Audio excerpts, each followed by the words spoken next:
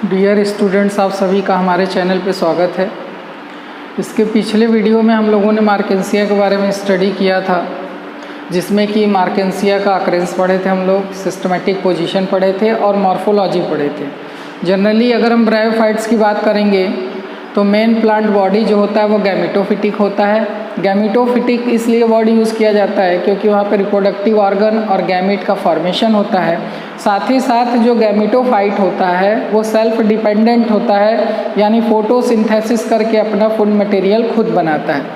अब आज के वीडियो में हम लोग डिस्कस करेंगे एनाटॉमी के बारे में, यानी जो गैमेटोफाइट है उसी थैलस का हम लोग सेक्शन कट करेंगे और सेक्शन कट करने के बाद कौन कौन से इंटरनल स्ट्रक्चर दिखाई देते हैं उसके बारे में हम लोग स्टडी करेंगे।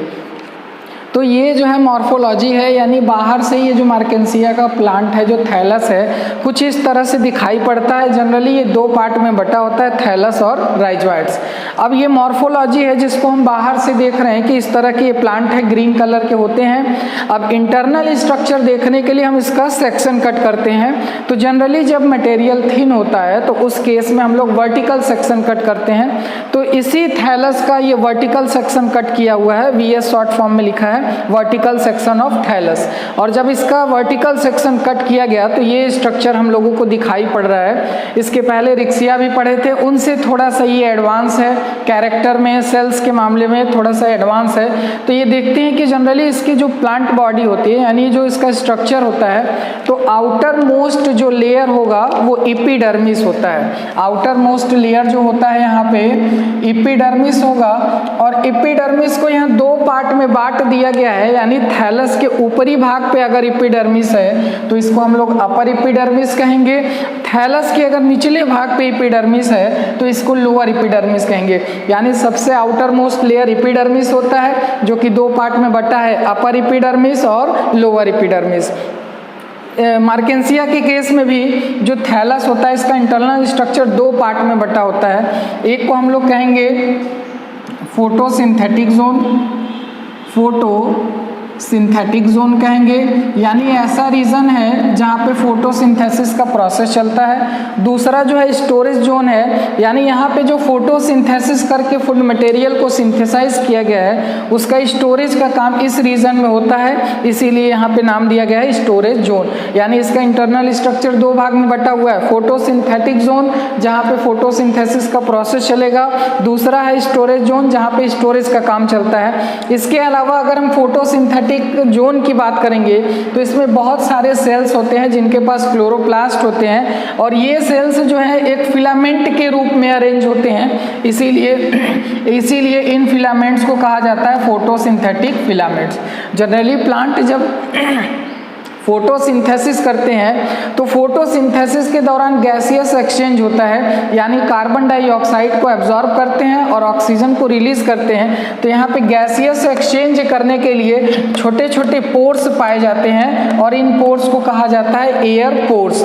इसी एयर पोर्स के थ्रू क्या होता है, कार्बन डाइऑक्साइड इंटर करता है और ऑक्सीजन यहाँ से रिलीज करता है। अगर स्टोरेज जोन की हम बात करेंगे तो जनरली ये पैरेन्काइमेटस सेल से बने होते हैं, और इसी पैरेन्काइमेटस सेल्स में देखा गया है कि कुछ ऐसे सेल्स हैं जो कि म्यूसिलेजिनस सबस्टेंस का सिक्रीशन करते हैं। म्यूसिलेजिनस सबस्टेंस जनरली पॉलीसेक्राइड का बना होता है, एक प्रकार का चिपचिपा पदार्थ होता है। अगर हम लोअर एपिडर्मिस की बात करेंगे तो यहाँ पे देखेंगे लोअर एपिडर्मिस से जो है राइजोइड्स निकले होते हैं जो कि रूट लाइक फंक्शन परफॉर्म करते हैं, और स्केल्स निकले होते हैं। स्केल्स का काम होता है प्रोटेक्शन करना, थैलस को प्रोटेक्ट करना। तो यहाँ पे ये स्ट्रक्चर हो गया इंटरनल, यानी एनाटॉमी। इंटरनल स्ट्रक्चर को ही एनाटॉमी के नाम से जाना जाता है। नेक्स्ट हम लोग बात करते हैं मार्केंसिया में रिप्रोडक्शन की। जितने भी ब्रायोफाइट्स के बारे में आप स्टडी करोगे तो नियर अबाउट सभी ब्रायोफाइटा में देखा गया है कि दो तरह के मेनली रिप्रोडक्शन होते हैं, वेजिटेटिव रिप्रोडक्शन और सेक्सुअल रिप्रोडक्शन।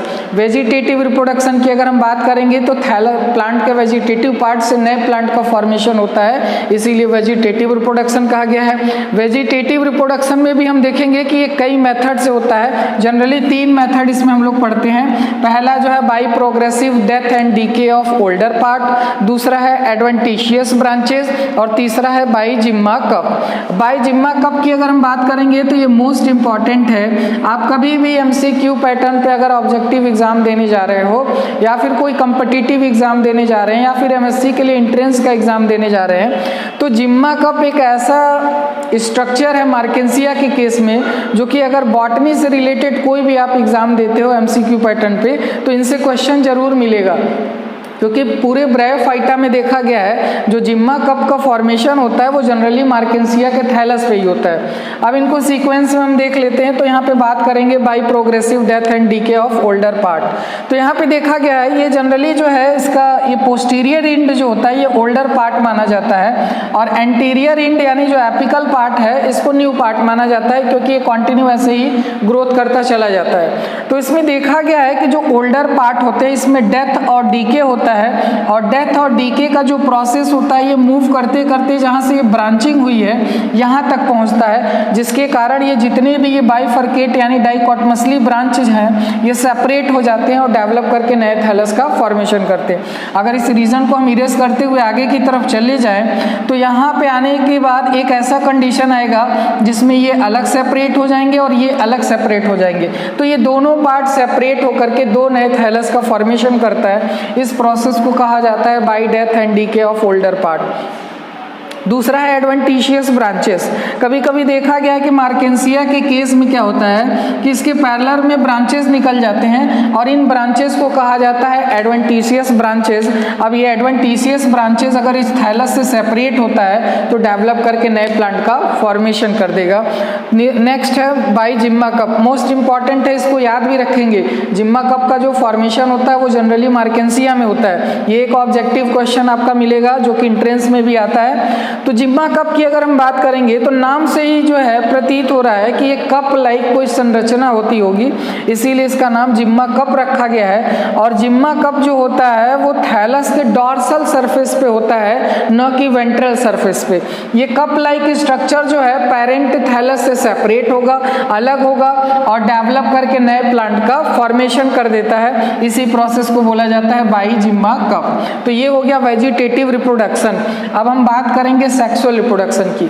तो सेक्सुअल रिप्रोडक्शन को हिंदी में जनन कहा जाता है। जनरली रिप्रोडक्शन का डेफिनेशन ही होता है कि कोई ऐसा प्रोसेस, ऐसा प्रक्रिया जिसके द्वारा कोई भी जीव अपने जैसे जीव को उत्पन्न करता है, उसी प्रोसेस को हम लोग रिप्रोडक्शन नाम देते हैं। अब यहाँ पे बात आई है सेक्सुअल रिप्रोडक्शन की। सेक्सुअल रिप्रोडक्शन को लैंगिक जनन कहा जाता है, जिसमें दो गैमीट आपस में फ्यूज करते हैं। तो रिक्सिया के केस में हम लोग पढ़े थे कि वहाँ पे थैलस के ऊपर डायरेक्ट जो है मेल और फीमेल रिप्रोडक्टिव ऑर्गन यानी आर्चिगोनियम और एंथ्रीडियम बन रहे थे। लेकिन मार्केंसिया के केस में थोड़ा सा स्पेशल स्ट्रक्चर बनता है जिसका नाम है एंथ्रीडियोफोर और आर्चिगोनियोफोर।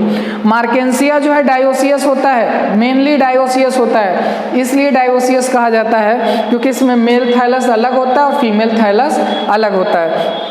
तो यहाँ पे मेल थैलस की बात करेंगे तो यहाँ पे जो एंथ्रीडियम यानी मेल रिप्रोडक्टिव ऑर्गन बनता है वो एक स्पेशल स्टॉक लाइक स्ट्रक्चर के ऊपर बनता है जिसका नाम है एंथ्रीडियोफोर। ठीक इसी तरह से फीमेल थैलस में जो फीमेल रिप्रोडक्टिव ऑर्गन आर्चिगोनियम है वो एक स्पेशल स्टॉक के लाइक स्ट्रक्चर के ऊपर बनता है जिसको आर्चिगोनियोफोर कहा जाता है। ये भी एक स्पेसिफिक क्वेश्चन है आपका ऑब्जेक्टिव लेवल पे। जनरली मार्केंसिया में ही देखा गया है कि एंथ्रीडियोफोर और आर्चिगोनियोफोर पाए जाते हैं। अब यहाँ पे हम फर्टिलाइजेशन देख लेते हैं। ये तो हो गया रिप्रोडक्टिव ऑर्गन, इसके पहले भी हम डिस्कस कर चुके हैं। फर्टिलाइजेशन की अगर हम बात करेंगे तो यहाँ पे फर्टिलाइजेशन के समय वाटर की रिक्वायरमेंट होती है, क्योंकि ब्रायोफाइट्स को कहा जाता है amphibian of plant kingdom because they require water at the time of fertilization.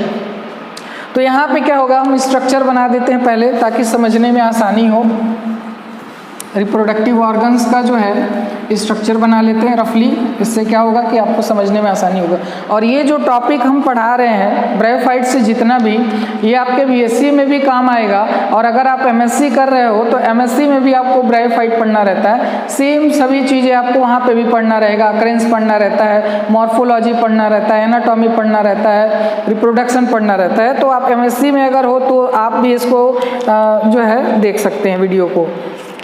तो अब यहाँ पे हम रिप्रोडक्टिव ऑर्गन बना देते हैं। जनरली जो है पहले हम रिप्रोडक्टिव ऑर्गन अगर बनाएंगे तो पहले एंथ्रीडियम का बना लेते हैं। एंथ्रीडियम जो है मेल रिप्रोडक्टिव ऑर्गन होता है जो कि ग्लोबोज शेप का होता है, नियर अबाउट अंडाकार यानी ओवल शेप का होता है और 2 पार्ट में बटा होता है। 2 पार्ट में इसलिए इसको कहा जाता है, यानी ये जो स्ट्रक्चर दिख रहा है इसको हेड कहा जाता है, इस स्ट्रक्चर को हेड कहा जाता है। और जिस स्ट्रक्चर से ये जुड़ा होता है यानी गैमेटोफाइट पे जुड़ा होता है इसको स्टॉक कहा जाता है।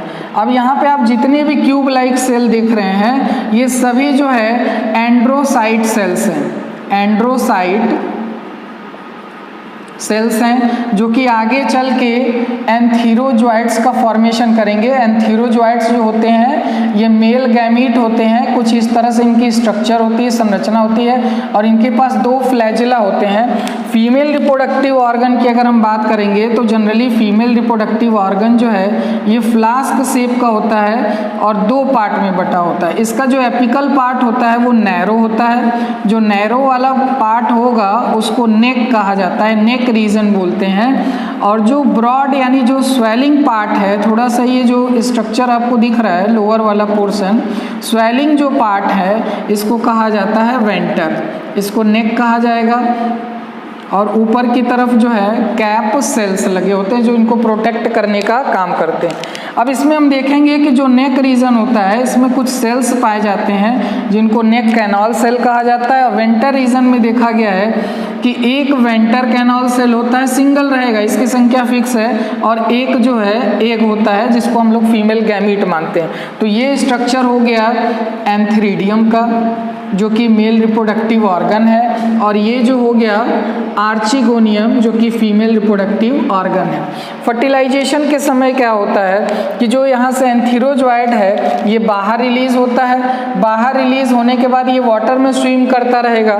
ठीक उसी समय जो है आर्चिगोनियम का टिप रप्चर करता है और इसको इंडिकेट करने के लिए ये आर्चिगोनियम जो है शुगर और म्यूसिलेजिनस सब्सटेंस को सिक्रीट करता है जिसको ये सेंस करेगा, सेंस करके यहाँ इंटर करेगा और एक के साथ फ्यूज करके जाइगोट का फॉर्मेशन कर देता है।